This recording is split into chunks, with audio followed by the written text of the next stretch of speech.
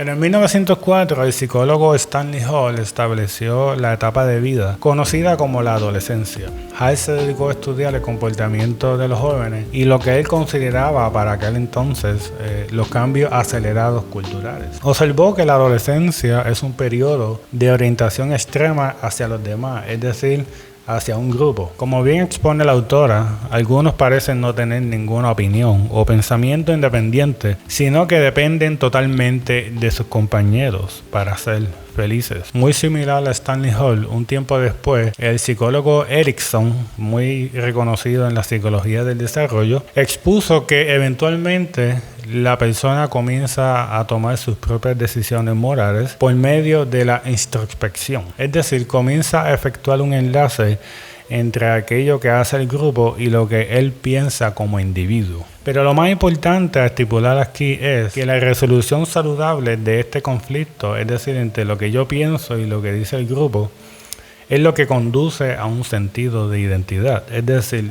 sin ese conflicto no se crea la personalidad. Sin embargo, y aquí es que comienza el dilema, este conflicto sobre lo que yo pienso y lo que dicen los demás cada vez llega más tarde en la vida. Y esto es lo que se conoce como la adultez emergente. Hoy día la mayoría de los psicólogos están de acuerdo de que los cambios sociales del siglo XXI, en donde se usa la información de manera intensiva, con la combinación de que nuestras vidas son más largas, ha alargado el tiempo entre la infancia y la edad adulta. La adultez emergente se refiere para establecer los años entre los 18 y 29 años de edad, como un nuevo estado de vida, una nueva adolescencia. Por tanto, la adultez emergente es para el siglo XXI lo que la adolescencia fue para el siglo XX. Dicho de otra forma, la adolescencia es cada vez más larga. Según la autora, las redes sociales están diseñadas para atraer y retener a personas de todas las edades, pero se acoplan principalmente a la estructura psicológica de la adolescencia,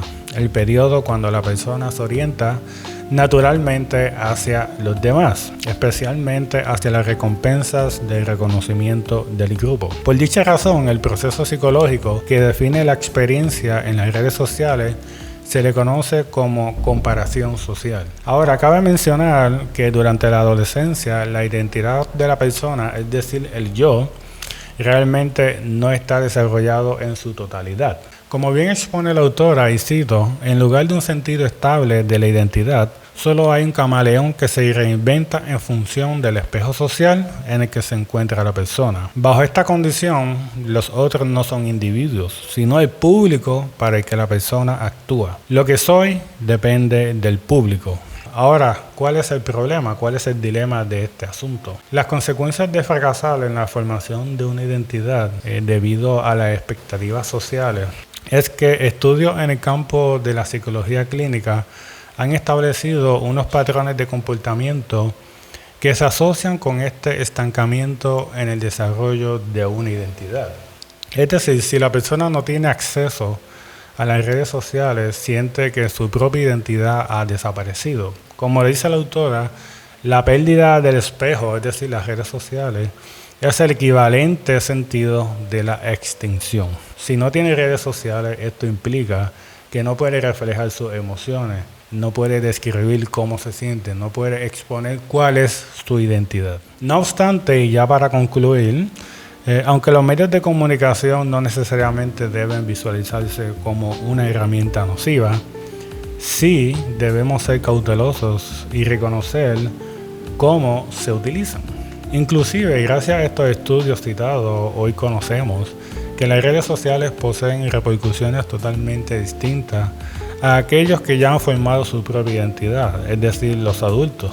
Pero para los adolescentes, en vez de ser un medio para comunicarse con sus amistades, puede ser un medio el cual impide la formación de su propia identidad.